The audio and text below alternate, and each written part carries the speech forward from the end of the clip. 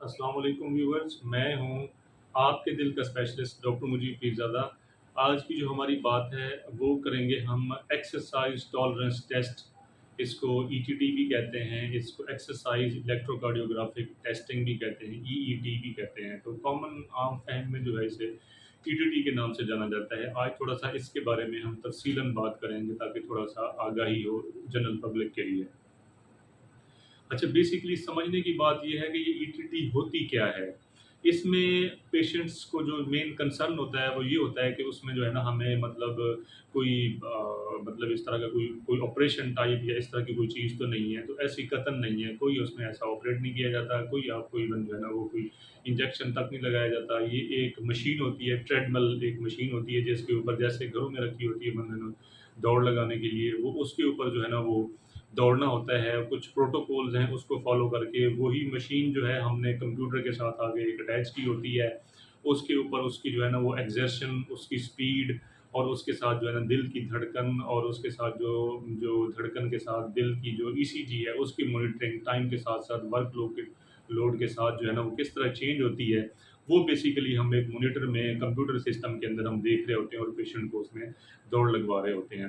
वहाँ पे हम कुछ इलेक्ट्रोड्स होते हैं जो पेशेंट की चेस्ट के ऊपर अप्लाई किया जाता है और पेशेंट को जो है ना वो थोड़ा-सा 1-2 मिनट की डिस्क्रिप्शन दे के उसको जो है ना वो मशीन के ऊपर हम खड़ा कर देते हैं ताकि वो उस हिसाब से जो है ना वो दौड़ लगाए।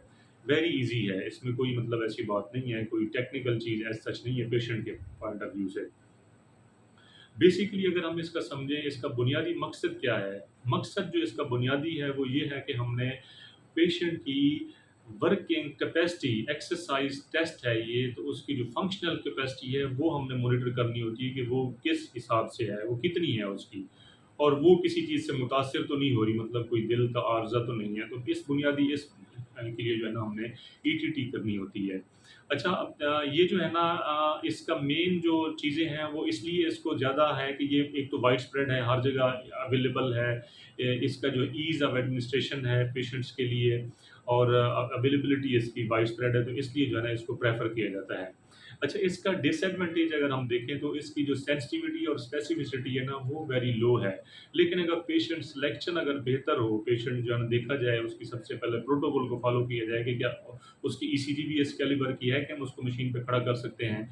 उससे और पेशेंट की थोड़ी-सी हिस्ट्री लेके हम थोड़ा-सा सिलेक्शन अगर बेहतर कर लें तो इसकी सेंसिटिविटी और स्पेसिफिसिटी जो है वो बेहतर की जा सकती है। अच्छा, उसके साथ फिर एक होता है सब मैक्सिमल ईटीटी, वो क्या है? वो बेसिकली हम उन पेशेंट्स में करते हैं जो अटैक के साथ हमारे पास एडमिट हुए हैं और अब हमने जो है ना आफ्टर 3 डेज़ उनको डिस्चार्ज करना है, तो उसमें कुछ चीज़ें हैं जो हमने देखनी होती हैं हमें अपने नॉलेज के लिए और ताकि हम उसके पेशेंट को और उसके जो अटेंडेंट्स हैं, उनकी जो फैमिलीज़ हैं, उनको हम थोड़ा-सा एक्सप्लेन कर सकें। सेफ लेवल्स ऑफ एक्सरसाइज़ क्या हैं, वो हमें सब मैक्सिमल एक्सरसाइज़ से पता चलता है, सब मैक्सिमल ईटीटी से, कि हम कितना उसको कह सकते हैं कि आप अपना घर जाके काम कर सकते हैं। दूसरा, हमें मेडिसिन की डोज़ एडजस्ट करने में ऑप्टिमाइज़ेशन क्या है डोज़ की, वो उसमें बड़ी हेल्पफुल होता है और तीसरा ये है कि हम देखते हैं कि उसका टाइम फ्रेम जो है कि हम उसमें कर रहे हैं, मतलब हमने 3 दिन से पहले अटैक के जो पहले 3 दिन है उनमें नहीं करना, आफ्टर 3 डेज़ के लिए ये मतलब हमें ये जो ऊपर वाले 2 पॉइंट्स हमने डिस्कस किए उनके लिए बताएगी और अप टू 3 टू 6 वीक्स अगर हम करें, विद इन 3 टू 6 वीक आप जो दिल का अटैक है उसमें, तो उसमें जो है ना हमें ये गाइड करेगी कि हम जो है ना उसका सेफ लेवल्स डिसाइड करें एक्सरसाइज़ का और डोज़ की जो है ना वो ऑप्टिमाइज़ेशन करें।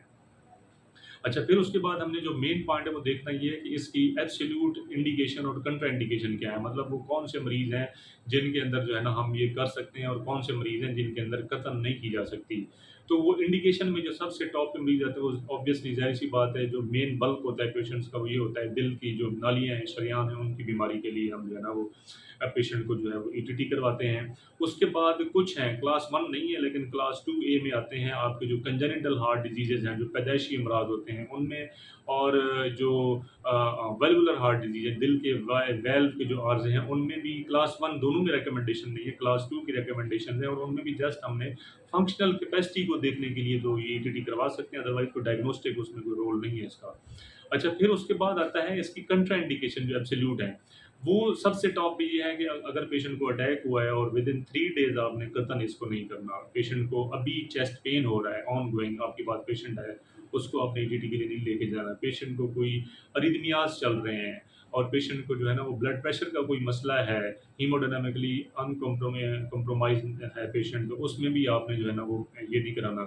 कोई उसको जो है ना जनाब कोई दिल का आर्ज़ा एक्यूट चल रहा है, कोई पेरिकार्डाइटिस है, कोई मायोकार्डाइटिस है, कोई एओर्टिक डिसेक्शन चल रही है, दिल के कोई एक्टिव मसाइल चल रहे हैं इन शॉर्ट, तो उनमें जो है ना हमने नहीं कराना। और पेशेंट ज़ाहिर-सी बात है अगर कोई हैंडीकैप है तो उसमें भी कंसर्न है इसके, तो नहीं किया जाता।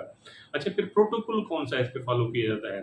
जो सबसे मेन जो असल प्रोटोकॉल है वो ब्रूस प्रोटोकॉल है। उसमें जो मैक्सिमम उसने ड्यूरेशन बता दिया है कि कितने टाइम के लिए आप पेशेंट को दौड़ लगवा सकते हैं मशीन के ऊपर। 8 टू 10 मिनट का टोटल ड्यूरेशन होता है जिसके अंदर ये करते हैं। इसकी स्टेजेस होती हैं, हर 2 टू 3 मिनट्स के बाद जो है ना हमने स्टेज को चेंज करना होता है। स्टेज चेंज होने का मतलब है stage 1, stage 2, stage 3 level up होते हैं। लेवल अप का मतलब है कि हम उसकी रफ्तार को बढ़ाते हैं, उसकी जो दौड़ की स्पीड है और वर्कलोड है उसको हम बढ़ाते हैं और उसी हिसाब से हम दिल की धड़कन को और उसकी जो ईसीजी चेंजेस हैं वो मॉनिटर कर रहे होते हैं। तो इसमें 2 से 3 मिनट के बाद जो है ना ये एक स्टेज को हमने चेंज करना होता है दूसरी स्टेज में। 2 मिनट इसलिए रखे गए हैं क्योंकि फिजियोलॉजिकली 2 मिनट्स जो है ना वो steady state of oxygen consumption जो है वो अचीव होती है, तो इसलिए 2 मिनट्स तो कम से कम एक स्टेज चलानी है, 2 टू 3 मिनट्स के बाद हम अगली स्टेज में जा सकते हैं। अच्छा, फिर उसके बाद आता है इसके अंदर एक जो मेन पॉइंट है वो age predicted maximum heart rate को डिस्कस करना कि वो मतलब हमने देखना होता है कि क्या हम इस लेवल की दौड़ लगवा रहे हैं कि वो हमें कोई कंक्लूसिव होगी, कोई उससे हमें रिजल्ट मिलेगा। तो उसमें ये होता है कि फार्मूला दिया हुआ है इसका कि 220 माइनस एज, कि 220 में से जितनी उस पेशेंट की एज है वो माइनस करनी है और उसमें जो टोटल रिजल्ट निकलेगा, जवाब आएगा, उसका 85% कम से कम जो है ना पेशेंट अचीव करे और उससे ज़्यादा मतलब अचीव करना चाहिए उसको, जो उसका हार्ट रेट है, तो फिर ये कंक्लूसिव होगी स्टडी, अदरवाइज़ ये कंक्लूसिव नहीं होती। अच्छा, फिर उसके बाद किस बेस पे जो है ना हम डिसाइड करते हैं कि ये किस कैटेगरी में लो रिस्क है, इंटरमीडिएट है या हाई रिस्क पेशेंट है। तो वो बड़ा ज़बरदस्त किस्म का कॉमनली आस्क्ड जो है ना वो एकेडमिक्स के हिसाब से अगर देखें तो ड्यूक स्ट्रेडमल स्कोर, जिसको डीटीएस स्कोर कहते हैं, उसकी बुनियाद पे हम पेशेंट को कैटेगराइज़ कर रहे होते हैं कि ये किस रिस्क में फ़ॉल करता है। तो उसमें अगर इक्वल टू या मोर देन 5 लेवल्स आ जाती हैं, प्लस 5 स्कोर आ जाता है डीटीएस, तो वो लो रिस्क है। इससे कम है और -10 तक चला गया है स्कोर, तो वो इंटरमीडिएट रिस्क है, और -10 से भी नीचे आ गया है स्कोर, तो फिर उसके बाद जो है ना ये हाई रिस्क पेशेंट कंसीडर होता है। उम्मीद करता हूँ कि ये वीडियो आपके लिए बड़ी इन्फॉर्मेटिव होगी, और आखिर में मेरा वही पैगाम कि आप अपना ख्याल रखें, अपने करीबी लोगों का ख्याल रखें। सबसे पहले सेहत। अस्सलाम वालेकुम।